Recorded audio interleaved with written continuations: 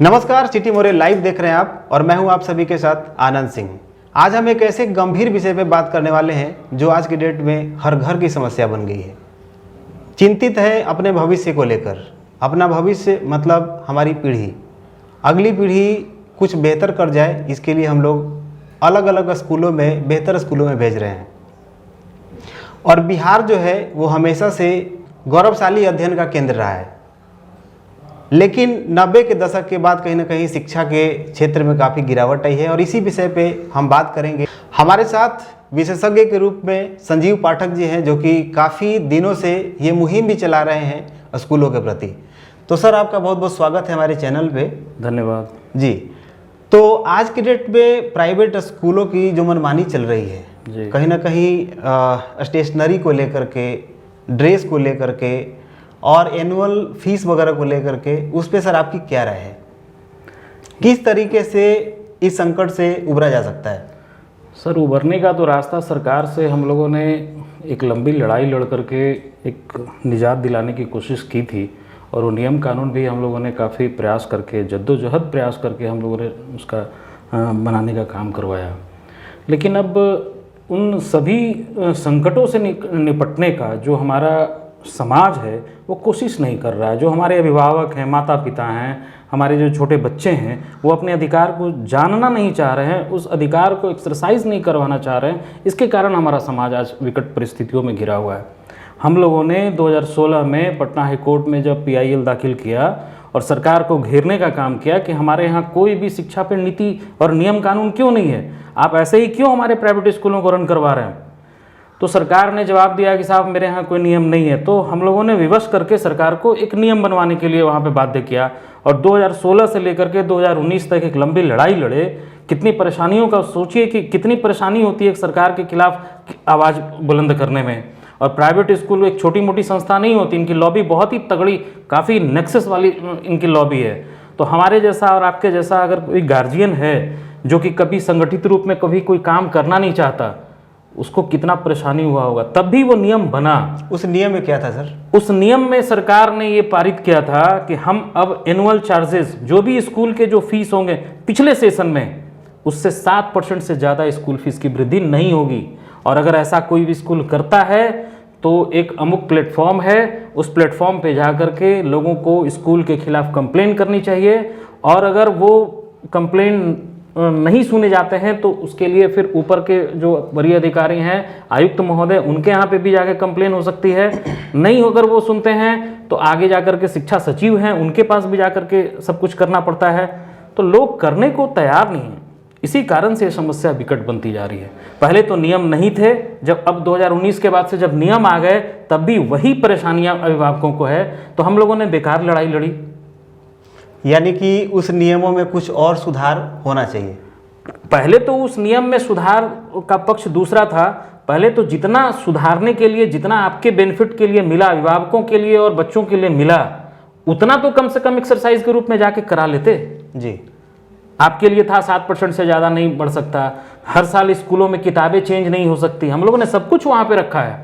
हम लोगों का जो PIL था पटना हाई कोर्ट में, जो जज साहब को हम लोगों ने कहा कि सर हम लोगों ने भारतीय भवन के किताब से पढ़े हैं, BTBC के किताब से, और आज भी सरकार, मैं आपको बताऊं 10 दिन पहले का पेपर आप उठा करके देख लीजिए, उसमें सरकार जो है सो किताबें भेजती है कक्षों में और पुराने बच्चों जो पास आउट हो चुके होते हैं प्रीवियस कक्षा से, वो उनसे बुक्स ले लिए जाते हैं और नए प्रमोट हुए बच्चों को दे दिए जाते हैं। और भी अगर संख्या कमती है तो फिर नए बुक्स पब्लिश करा करके उनको दिए जाते हैं। तो हम ये कह रहे हैं कि प्राइवेट स्कूलों में हर साल आपका किताब चेंज होना है, कि कौन सा किताब का हर साल पब्लिकेशन चेंज कर दीजिएगा और सब कुछ चेंज करके आप क्या दिखाना चाह रहे हैं। और सरकारी स्कूल में आपका वही जो आंकड़ा है कि साहब 400 रुपये का किताब उनको मिलता है, और पहले तो किताब भी नहीं मिलता था, उनके अकाउंट में पैसे चले जाते थे। बच्चों का भविष्य अगर बेहतर करना है, जी, बच्चों का भविष्य अगर बेहतर करना है तो स्कूल वाले जैसे कह रहे हैं वो तो सुनना ही पड़ेगा। नहीं, पढ़ाई में हम उनका सिर्फ इतना ही सुनेंगे कि वो गुणवत्तापूर्ण शिक्षा अगर दे रहे हैं, तब तो हम उनकी बातों को सुनेंगे। और हमारा जो भी बच्चा, जो स्टूडेंट है, जो वहाँ पे पढ़ने के लिए जा रहा है, उनकी बातों को फॉलो करेंगे, और जहां पे हमारे अधिकार का हनन होगा वहां पे उनकी बातों को क्यों हम सुनेंगे? हम उनकी बातों को सुनने के लिए अपने अधिकारों को त्याग करके उनकी बातों को सुनने के लिए बाध्य नहीं है। हमने उनका कर्जा नहीं खा करके रखा है कि जिंदगी भर हम कमाएं, हम कष्ट में रहें और उनको सालों भर भरते रहें। ऐसा क्या हमने उनका कर्जा खा रखा है? क्या बच्चों को पढ़ाना गुनाह है क्या? हमने बच्चों को जन्म दिया, धरती पर लाया, हम अपने आगे वाली पीढ़ी को बनाना चाहते हैं, समाज को आगे अच्छे बच्चे देना चाहते हैं, तो हमने ये गुनाह कर रखा है क्या? ये तो काम सरकार का था। बिहार सरकार की अगर बात करें तो बिहार में के पाठक जी जो नियम लागू कर रहे हैं सरकारी स्कूलों में, वो कहीं ना कहीं तारीफ के काबिल है सर। लेकिन वहीं पे कुछ लोग मतलब उसके विपक्ष में भी लोग बोल रहे हैं। सर, सरकारी शिक्षण संस्थानों को 1990 के बाद से हमें लगता है कि पूरी तरह से ध्वस्त कर दिया गया। अब 1990 के बाद से किन किन सरकारों का इसमें बहुमूल्य योगदान है, ये सबके जुबान पे है। नाम भले नहीं कोई लेते, किसी का कास्ट पॉलिटिक्स का यहाँ आ जाता है, किसी का भाई बंधु का विचार आ जाता है, इसलिए लोग बोलते नहीं। और पैसे वाले को तो चाहे तो सरकारी विद्यालय में काहे के लिए पढ़ेगा, उसका तो कहीं पर भी पैसा रहेगा तो प्राइवेट स्कूल, उच्च गुणवत्ता वाले प्राइवेट स्कूल में बच्चे को पढ़ा करके अपने बच्चों का काम धाम करा लेंगे। लेकिन हमारे जो 90% जो लोग हैं जो गरीबी रेखा में आते हैं, उनके बच्चे मूर्ख रहेंगे, ऐसा सरकार ने प्लान कर रखा था कि सभी हम अपने बिहार के लोगों को मूर्ख बना करके रखेंगे, तभी तो हमारा काम सुनेंगे वो। हम जो बातों पर कहेंगे वो तो अमल करेंगे। जब सब कोई शिक्षित ही हो जाएंगे तो मेरा सुनेगा कौन? ये तो काफ़ी गहरी साजिश थी इन लोगों की। अच्छा, एक बात बताइए सर, बिहार में जो के पाठक जी ने जो योजना बनाई है शिक्षा को सुधारने के प्रति जी, आपको क्या लगता है कि आज के डेट में सरकारी स्कूल की शिक्षा व्यवस्था सुधर गई है? सर, मैं उस पर भी आपका जवाब देता हूं, लेकिन एक मूल तथ्य जो आप लोगों को भी पता नहीं है उस बात को आज खोलता हूं। ये सरकारें जिलेबी की तरह सीधी हैं सर, और इनको सीधा करना भी जिलेबी की तरह, जब आप भी उसके साथ घूम करके उनको जब रगड़ेंगे ना तभी वो सीधी होती हैं। मैं जब 2016 में जब PIL किया था तब ये नियम बनाया प्राइवेट स्कूलों के खिलाफ, लेकिन इसका इम्प्लीमेंटेशन नहीं करवा पाए हम। तो नियम सरकार ने बनाया, सरकार ने विधानसभा में कहा कि हम लोगों ने प्राइवेट स्कूलों को नकेल कस दिया और उसका फायदा और वाहवाही वो लूटे, लेकिन इसके पीछे का अथक प्रयास जो हम लोगों की टीम और हमारे द्वारा और भी जो हमारे मित्रों के द्वारा जो की गई एक रणनीति के तहत, इसको किसी ने देखा नहीं। ये आप और हम बैठे हुए हैं तब मैं इसको डिस्क्लोज कर रहा हूं ताकि 2-4 लोग जान पाएंगे। इसी तरह से मैं बता रहा हूं कि जो सरकारी विद्यालयों में जो सुधारात्मक कार्रवाइयां चल रही हैं, इसके पीछे भी इसी तरह का एक प्रयास किया गया है। हम लोगों की एक अभिभावकों की एक संस्था है, उस संस्था ने पटना हाई कोर्ट में आकर के एक PIL चढ़ा हुआ है हमारा, और उस PIL की सुनवाई डे टू डे होती रह रही है, और उसमें सरकार एफिडेविट दे करके हर बार वो बताती है कि साहब हम अब यहाँ ऐसे कर रहे हैं, वैसे कर रहे हैं, और इधर जो आपको पटल पर दिख रहा है ना, ये सब उसी का परिणाम है। हम ये उम्मीद करते हैं कि पाठक जी जैसे जो सुदृढ़ व्यक्ति ही हम तो कहेंगे, क्योंकि शिक्षा को सुधारना कहीं ना कहीं टेढ़ी पटरी को सीधा करना के बराबर है। जी बिल्कुल। और उसको ये, और वो भी हमारे बिहार जैसे राज्य में जहां हम ये बोलते हैं कि हम जो बोली थी उसे, यही हम जो बोल रहे हैं वही सही है, ये इस राग पर चलने वाले हम लोग हैं, उनको सीधा करना। लेकिन सर यहाँ पे के पाठक जी का ध्यान सिर्फ और सिर्फ सरकारी विद्यालयों पे है जी, प्राइवेट स्कूलों पे क्यों नहीं है? अब प्राइवेट स्कूलों पे क्यों नहीं है, इसके पीछे और भी कारण हो सकते हैं। जो प्राइवेट स्कूलें चल रही हैं वो बिहार के धनाढ्य लोगों के द्वारा संचालित की जाती हैं।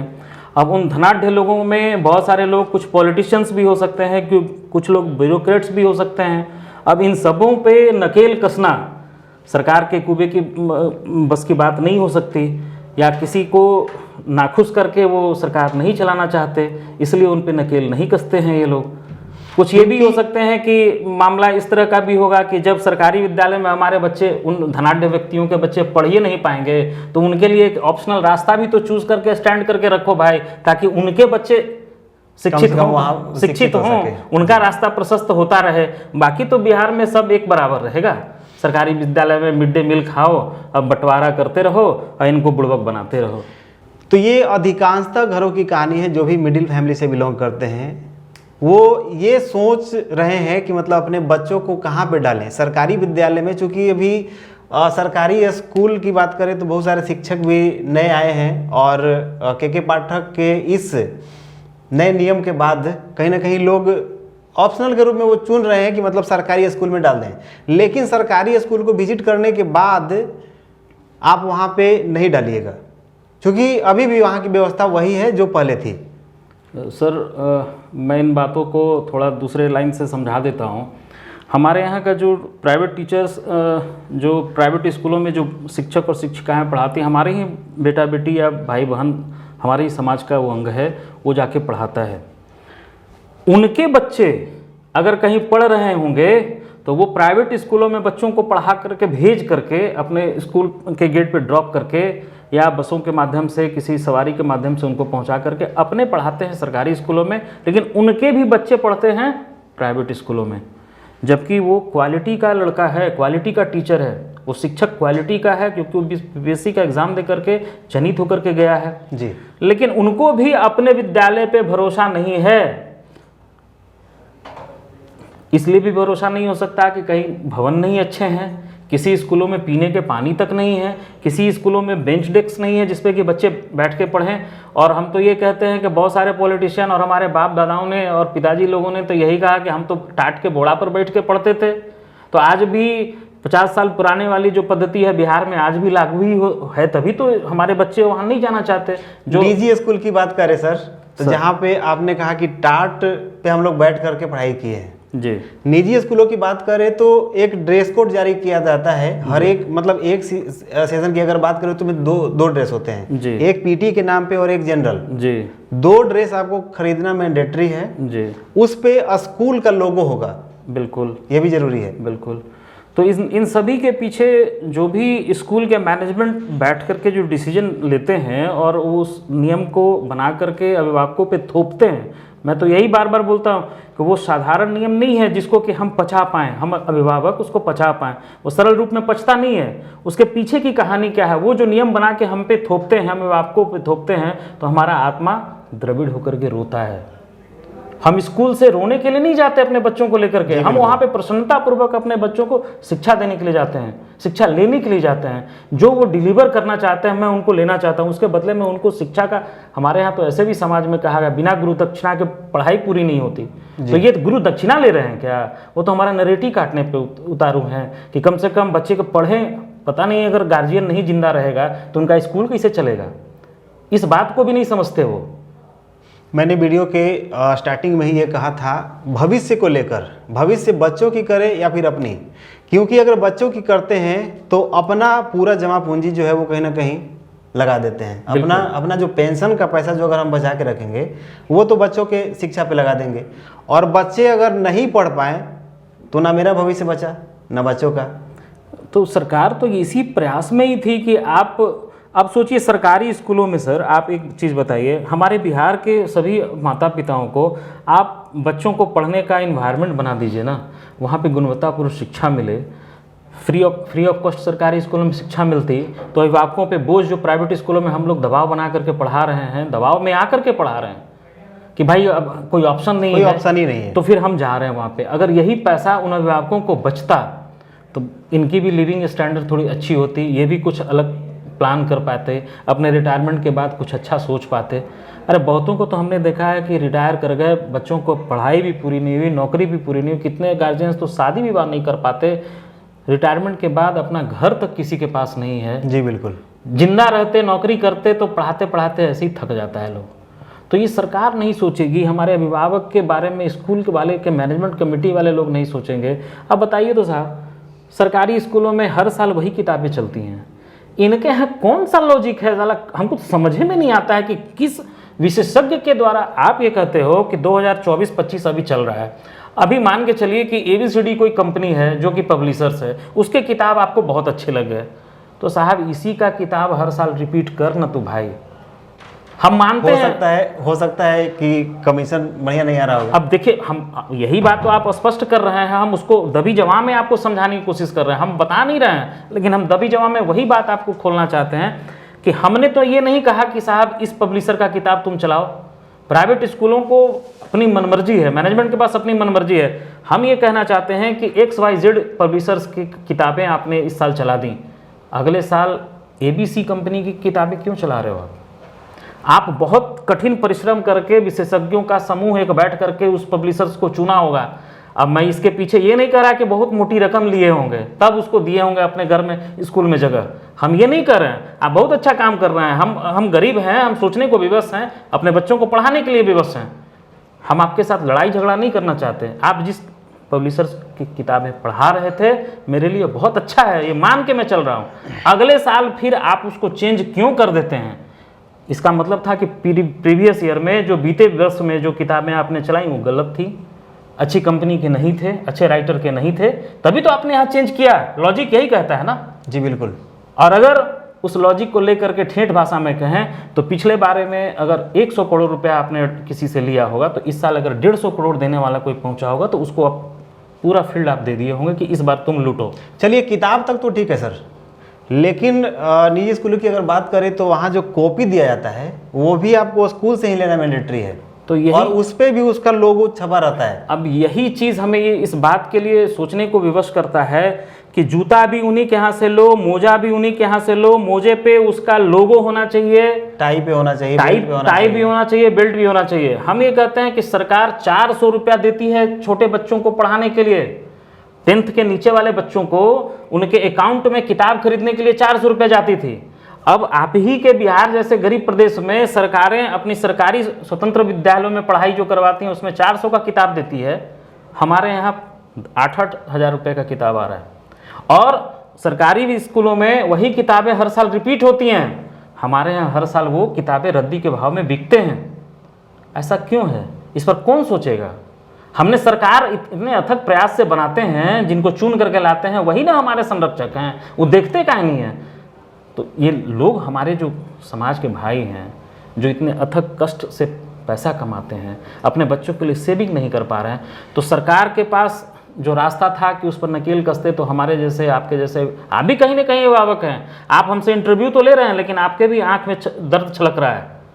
मैं ये जानता हूँ कि आप भी कहीं ना कहीं उस पीड़ा से रो रहे होंगे अंदर अंदर, और अपने बच्चों के मुंह में आप बोल नहीं पाते। स्कूल के मैनेजमेंट के पास आप बोलेंगे, आपका वो टारगेट करेगा, आपके बच्चों को टारगेट करेगा, आपके बच्चों को अच्छे मार्क्स नहीं देगा, आपके बच्चों को कष्ट वहाँ पहुँचाएगा, फिर आप दरबेड़ हो जाएंगे, फिर आवाज़ उठाना बंद कर देंगे।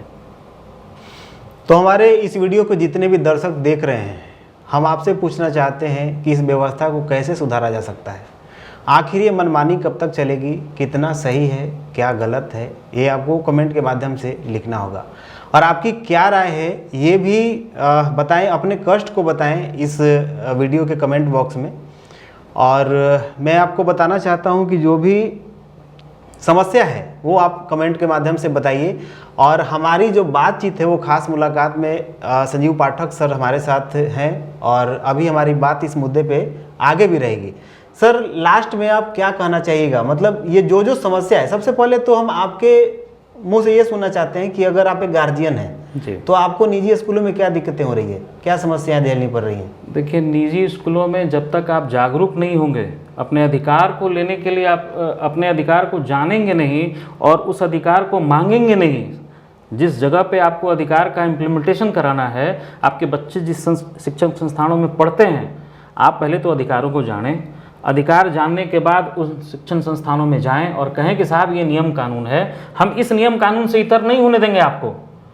जब आप पहले तो आप जानते ही नहीं है, जानने का प्रयास नहीं करते, उसके बाद उस नियम को वहाँ पे इम्प्लीमेंट कराना नहीं चाहते कि इस जद्दोजहद में हमको नहीं पढ़ना, तो आपके जैसे जितने भी गार्जियंस हैं उनकी इस कमजोरी का फ़ायदा वो स्कूल और संस्थान उठाता है। जिस दिन आप अपना नियम और कानून जान जाइएगा, दो मिल के गार्जियन आवाज़ उठाइएगा, अगला सोचने के लिए विवश हो जाएगा, अरे इसको कहाँ से हवा लग गया, इसको जानकारी कहाँ से मिल गई, और जानकारी मिल गई तो हो सकता है कि कहीं और ना बवाल हो जाए, आपका काम कर देगा। देखिएगा, आप ऐसा करके देखिए, आपको बुला के स्पेशल चैम्बर में बैठाएगा, आपका आओ भगत करेगा, उसके बाद आपको बोलेगा सर आपको कहाँ कष्ट है, चलिए ना हमारे सीनियर अथॉरिटी से बात कर लीजिए, और सीनियर अथॉरिटी आपको लिबरल होकर के बात करेगा और आपके काम को स्मूथ कर देगा। लेकिन वहीं पर आपको जानने की ज़रूरत है कि आप जब जानते थे अपना अधिकार, थोड़ा सा आवाज़ उठाए तो आपके साथ अच्छे से बात करेगा। लेकिन सैकड़ों भाई बहन हमारे जो नहीं जानते, उनको देखिए कितनी कष्ट हो रही है। आप अपने यहाँ भी करके देखिए, आपको भी बड़े अच्छे से बात करेगा। मैं उसका भुक्तभोगी हूँ। ये आपके साथ भी होता है क्या? कमेंट बॉक्स में लिखिएगा। और हम पूछना चाहेंगे और कहना चाहेंगे कि इस पे कौन सोचेगा। बिहार सरकार इस पे ध्यान दे, केंद्र सरकार इस पे ध्यान दे, आखिर ये कैसे सुधरेगा? क्योंकि आमदनी अठनी और खर्चा रुपये वाली बात हो जाती है। सर चलते चलते आप क्या कहिएगा? हम तो यही कहेंगे कि जितने भी लोगों को जो जो कष्ट हो रहा है, कुछ अगर कमेंट बॉक्स में अगर देते हैं तो उन सभी जवाबों को हम लोग पिछले बार में उसको अनुभव के रूप में रखेंगे जी। और उस पर भी हम लोग परिचर्चा में शामिल करेंगे, ताकि कुछ लोगों का जो कष्ट है उस पर कैसे उनका निवारण हो सकता है, उस पर भी एक हम लोग डिबेट में रख करके उनको सहूलियत पहुंचाने के काम करें। चलिए, तो सिटी मोरिया लाइव देख रहे थे आप, और आज का जो विशेष मुद्दे पे हम लोगों ने बात किया, इस पे आपकी क्या राय है कमेंट जरूर करिएगा। हमारे चैनल पे अगर नए हैं तो सब्सक्राइब कर लीजिए सिटी मोरिया लाइव को और बेल आइकन को भी दबा दीजिए। इस वीडियो को अपने दोस्तों में भी शेयर जरूर करिए। जय हिंद।